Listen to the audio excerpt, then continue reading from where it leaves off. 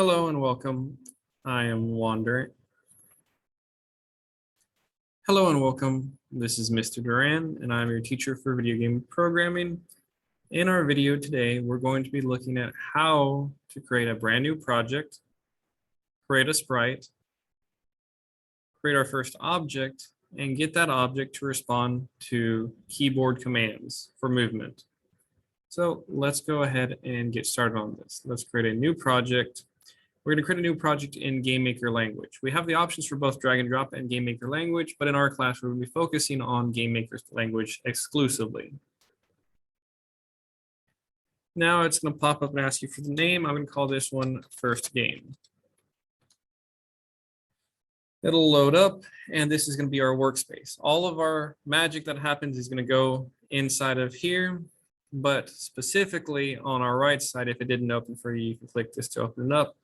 This is the asset browser. This is going to be the main way of navigation throughout your entire game. Make sure that this is available and open for you. You just hit this arrow here if it's closed.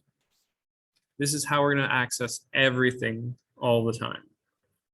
So to get started, let's go ahead and create a brand new sprite. And so we see here in the asset browser, there's tons of folders. I want to find the sprites folder, right click on that, go to create, go to sprite, left click on sprite. Now we can create a new sprite. We're in the sprite creation area. I'm going to specify a name for my sprite. I'm going to use SPR underscore, and this is going to represent my player character, so I'm going to call it player. Now that we've got this, we've got a sprite here, but there's nothing on our canvas. It's completely empty. To create or to get the option to edit the image for your sprite, if you want to manually make it yourself, you can import existing ones. Let's go ahead and go to edit image. And now you have access to a little toolbar for you to draw, paint, and get some custom made sprites that you like. Now, there's several colors. There's a number of tools down here. And you can mess around with layers to get it more detailed. I'm going to make it very simple for myself. I'm just going to make a UFO-like thing. We've got a circle there. The interior is going to be red. And I'm going to get a black little line going from here over. This will represent my little UFO player character object. Now that I've got that, again, there's other tools like erase and fill tool. You can play around with those at your own convenience. This is sufficient for just getting started. Make sure I do Control S or save. Always save frequently. You don't want anything bad to happen. Let's exit the image editor, which is what we're in right now. Now we're back to the sprite screen. There's a couple of different ways to enlarge it. I'm going to quickly enlarge my sprite or resize the sprite. Make sure it stays scaled, and I'm going to just jump it up to 248.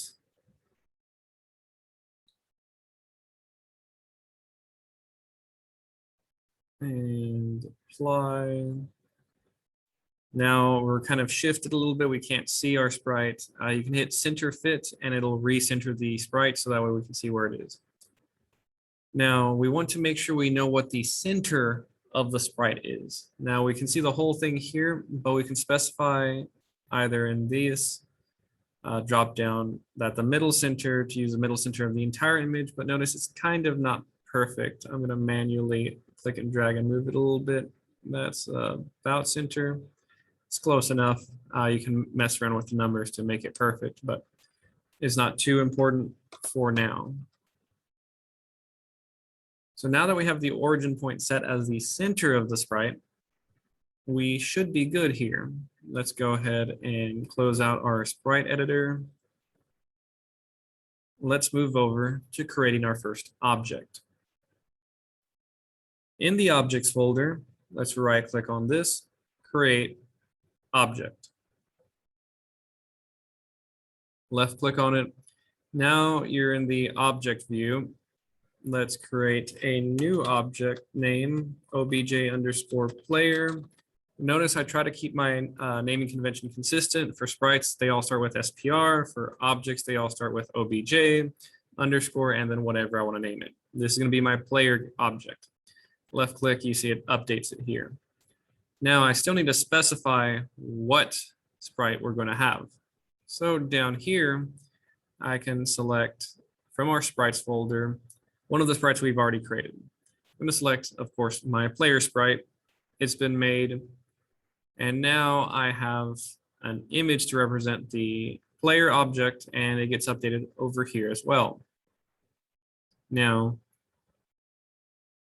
this is created and this is all fine and dandy. However, we do not have any operations going on. If I go over to the rooms, this is where we actually play the games, double left click, we have an empty black screen. Now I can left click on our object and drag it onto the canvas. It exists. If I were to hit play and run it, we'll see it build up, but we just have a static image because our object does not react to anything. It just sits there in this black field. Let's find a way to get our object to respond to keyboard commands now. Left click back on our object for the player. It bounces us back over here. Let's add an event. The event is our way of getting the game to respond to certain things. In our case, I want to create a step event. So that means every single frame, something's going to happen. A step is equal to a frame. By default, the game does 30 frames per second. So one step will be a 30th of a second. We'll have 30 steps per second. I'm going to create a new step event for a full step. Now inside here, we can add a little description of what is going on. Again, this is specifically the step event for player actions.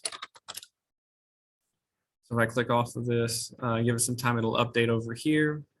So every frame, something's going to happen. Let me zoom in so y'all can see. In our case, every frame, I want to check if anything has been pressed on the keyboard. If something's been pressed, I want to do something with that. So if the keyboard check, and I'm gonna occurs, I'm gonna then check for a specific key. Now, if you want to do any of the special keys, you can do VK underscore and specify which special key you want to use. In my case, the special key I want is the up arrow key. Then inside of here, I can specify what I want to happen if the up arrow key has been pressed. In our case, I want to reference the Y variable when in this context, GameMaker Studio does self-reference variables for its objects. So in this case, unless we create a brand new Y, Y is talking about the position of the player object based off of its origin point. So I want to update Y to be Y is equal to Y minus 4. Keep in mind that the canvas on here is the same as canvas on most digital systems, where the top left corner is our origin point. So positive Y actually goes down and negative Y goes up. So Y is equal to Y minus 4. It's the same thing as Y minus equals 4. Now, if I press the up arrow key, we're going to move up. I can also show off if you instead want to use WASD rather than using the arrow keys. So rather than doing VK up, we're going to do ORD and in quotation marks and a capital letter S, close quotation marks, to have us check if the S key has been pressed on the keyboard. I want to have Y is equal to Y plus 4. This will move us down. Again, it's the same thing as saying Y minus, or sorry, plus equals 4. This will get the job done and make sure you close off the if statement. If I have pressed the S key on my keyboard, I'm going to go down. If I press the up arrow key on my keyboard, we're going to move up based off of just modifying the Y value, which is centered about the origin of our player object. So let's go ahead and save this. Since we already dragged into the room our player object, we're good to go. And let's go ahead and hit run. It builds up the project. It might take a little bit of time for your system, but once it's ready, we're now in a black field and we have our player objects. Currently not doing anything fancy, but if I press the up arrow key, it does in fact move up. If I press the S key on the keyboard, it goes down. With this, we now have some basic responses for our game and our player to react to. That's all I've got for this lesson. If you have any other questions, make sure you ask me in class and I'll be more than happy to help. Everyone have a good one.